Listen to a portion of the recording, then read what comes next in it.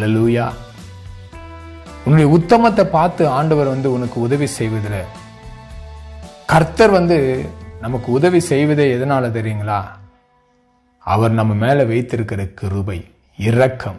அவருக்கு தெரியும் நம்ம உள்ளத்துல எந்த அளவுக்கு வியாகுலப்படுகிறோம், எந்த அளவுக்கு நம்ம துக்கப்படுகிறோம்.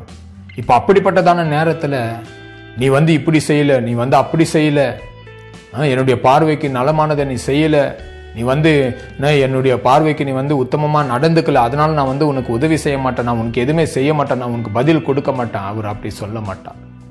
அப்படி சொன்னா அவர் கடவுளே கிடையாது, அவர் தெய்வமே கிடையாது. நம்ம மேல அன்பு வச்சிருக்கிறேன்னு சொல்றதுக்கு அர்த்தம் இருக்காது, அது பொய்யாயிடும். அல்லேலூயா.